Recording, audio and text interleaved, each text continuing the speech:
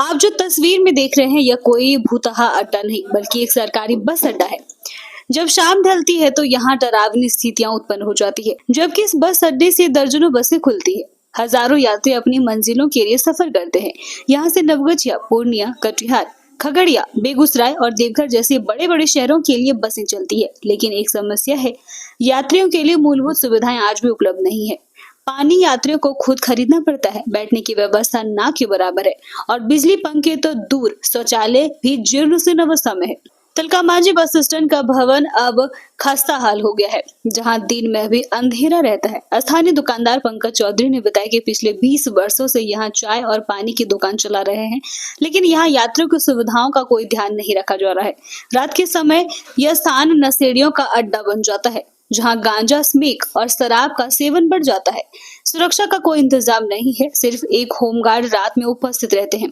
इस गंभीर स्थिति पर संबंधित अधिकारियों ने कोई प्रतिक्रिया अभी तक नहीं दी है। लगभग कितना बस चलती है यहाँ से? दिल्ली के 70-80 बसें चलती है। और यहाँ पे पूर्णिया, बेगूसराय, बांका, यहाँ पे तारापुर, मुंगेर हजारों यात्री रहते होंगे। हाँ, 2000 से ऊपर दिल्ली या यात्री आता है। यात्री के लिए यहाँ पे कोई सुविधा नहीं है। में लैट्रिन बाथरूम देखिए ना, कोई सुविधा नहीं है। और यहाँ पे शाम होते ही यहाँ नशेड़ियों का अड्डा लग जाता है। कोई देखने वाला नहीं, कोई देखने वाला, सुरक्षा कर्मी, कोई सुरक्षा कर्मी जहाँ है वहाँ अपना सुतल रहता है। नमस्कार, आप देख रहे हैं शहर का सबसे लोकप्रिय चैनल हिंद विहार। भागलपुर एसएसपी हृदयकांत ने ईशीपुर थाना का औचक निरीक्षण किया। घंटों विभिन्न लंबित कांडों का समीक्षा करते हुए आवश्यक दिशा निर्देश दिए गए। इस दौरान एसएसपी हृदयकांत ने मीडिया को बताया कि आज ईशीपुर थाना का निरीक्षण किया गया, जहां लंबित कांडों के मामलों का जांच करते हुए अपराधियों की धरपकड़ के लिए और रामनवमी पर्व को लेकर आवश्यक दिशा निर्देश दिए गए। रामनवमी जुलूस निकालने वालों के लिए लाइसेंस लेना अनिवार्य बताया गया। ईशीपुर थाने के जर्जर भवन को भी देखा, उसे दुरुस्त करने का भी दिशा निर्देश देते हुए साफ सफाई पर विशेष ध्यान देने के लिए थाना अध्यक्ष चंदन कुमार को आवश्यक दिशा निर्देश दिए गए। इस दौरान डीएसपी 2 डॉक्टर अर्जुन गुप्ता, थाना अध्यक्ष चंदन कुमार, एसआई ब्रजेश सिंह के साथ पुलिस के कई पदाधिकारी और जवान मौजूद थे। थाना का निरीक्षण किया गया है। यहाँ पे थाना के भवन की आवश्यकता की समस्या, थाना में जो भी अभिलेख वगैरह संधारित होते हैं उनका अवलोकन किया गया। जो भी कमियां थी उसको दूर करने के लिए आवश्यक निर्देश दिया गया है। इसके अलावा थाना में जो लंबित कांड है उनमें महत्वपूर्ण लंबित कांडों की समीक्षा की गई है। जो अनुसंधान बचा हुआ उसमें और तेजी से लाके अनुसंधान समाप्त करते हुए आरोप पत्र समेकित करने का निर्देश दिया गया है।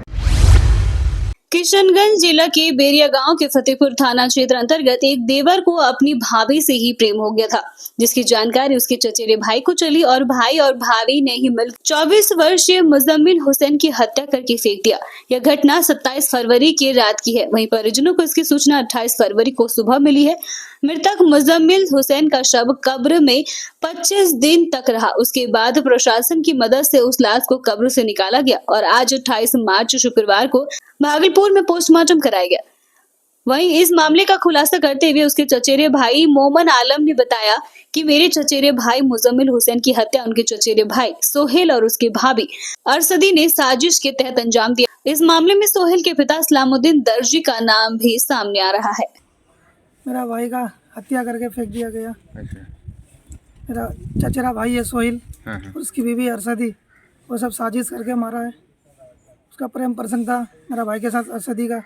सोहेल की बीवी अरसदी जो उसका प्रेम प्रसंग था, उसके चलते उसको मारा है। कब मारा था? मारा था 27 फरवरी की रात को मारा था। 28 तारीख को हमको सुबह में सब मिला। फिर वो पोस्टमार्टम करने नहीं दिया सोहेल के पिता ने, इस्लामुद्दीन जिसका नाम है, उन्होंने पोस्टमार्टम करने नहीं दिया। बोले कुछ नहीं होगा, बोले पोस्टमार्टम करने से, एफआईआर करने से तुम्हारा भाई जिंदा नहीं हो जाएगा, ऐसा बोल के हमको डराया धमकाया और पोस्टमार्टम करने नहीं दिया। आगे कब्रिस्तान में दफन कर दिया। फिर बाद में वो लोगों ने खुद ने कबूल करा कि हम मारे हैं। 4 लाख रुपए दे के बोले मारे, 10 लाख रुपए रखा जेब में बोले बचाने के लिए। इस्लामुद्दीन बोलता है उसका बाप। बिहार की भागलपुर व भागलपुर के आसपास की मस्जिदों में मुस्लिम भाइयों ने कई मस्जिदों के सामने, बाहर, सड़कों पर, छतों पर कड़ी सुरक्षा के बीच नमाज अदा किया। सभी मस्जिदों के सामने सुरक्षा के मद्देनजर पुलिस फोर्स तैनात थी। कई जगहों पर जहां सड़कों पर नमाज अदा किए जाते हैं, वहाँ रैपिड एक्शन फोर्स, दंगा नियंत्रण बल, बजरा की टीम की प्रतिनियुक्ति की गई थी। सभी रोजेदारों ने कड़ी सुरक्षा के बीच अल्लाह को याद किया और अल्लाह की रहमत बरकत के साथ अपनी गुनाहों की माफी मांगी। आज अलविदा की नमाज ये तातारपुर जामा मस्जिद में अदा की जा रही है और आप जानते हैं कि पूरे साल में एक दफ़ा जिस तरह से ईद उल फित्र की नमाज अदा की जाती है साल में एक बार, उसी तरह से जब रमज़ान शुरू होता है और रमज़ान शुरू के बाद जो अंतिम जुमा होती है उसमें अलविदा की नमाज अदा की जाती है। तो इस अलविदा के मौके पर आज देखें काफ़ी लोग शांति सद्भाव के माहौल में नमाज इस तातारपुर चौक पे जामा मस्जिद में अदा कर रहे हैं और बहुत ही खुशियां हैं। ये ईद की खुशियां जो आ रही है, जो आप जानते हैं कि ईद की नमाज जब चांद रात को चांद नज़र आएगी तो फिर ईद उल फित्र की नमाज अदा की जाएगी। लेकिन आज जितने भी रोज़ेदार हैं उन्होंने अलविदा की नमाज अदा की है, अल्लाह को याद किया है। रमजान का पावन महीना चल रहा है। इस मौके पर जगह जगह इफ्तार पार्टी का आयोजन किया जा रहा है। इसी कड़ी में आज मसाजक मस्जिद में रमजान के 26वें रोजे के मौके पर इफ्तार पार्टी का आयोजन किया गया। इफ्तार पार्टी में सभी समुदाय के लोग काफी संख्या में शामिल हुए। इस दौरान सभी लोगों ने एक ही दस्तरखान पर साथ बैठकर इफ्तार किया। इफ्तार पार्टी के बाद मस्जिद में चादर पोशी किया गया। मस्जिद के मौलाना शाहजहां ने कहा कि यह महीना अमन, चैन और दुआओं का है। अल्लाह सबको सही सलामत रखे। वहीं समाज सेवी कुणाल सिंह ने कहा कि हम लोग हर साल इफ्तार पार्टी का आयोजन करते हैं और सभी धर्म के लोग यहाँ पर बढ़ चढ़ कर हिस्सा लेते हैं। इफ्तार से हिंदू मुस्लिम के बीच आपसी भाईचारा और प्रेम कायम रहता है और यहाँ हर वर्ष हम सब मिलकर आपसी भाईचारे के साथ रामनवमी भी मनाते हैं और रमजान भी। आज इफ्तार पार्टी का आयोजन किया गया था और इसके मुतल्लिक हम लोग यहाँ आना था। आपसी भाईचारा का संदेश और आपसी भाईचारा को और मजबूती प्रदान करने के लिए हम सभी भाई बंधु यहाँ आए और आकर के अपनी कौमी एकता, गंगा जमुनी तहजीब को मजबूती प्रदान किए। और हर साल की भांति इस साल भी हम लोग हर वर्ष यहाँ आते हैं और यहाँ पे एकता के साथ, खुशी के साथ हम लोग आज 26 रोज़ा मुकम्मल किए। चैनल को YouTube पर सब्सक्राइब करें एवं Facebook, Instagram, Twitter पर भी फॉलो करें। धन्यवाद।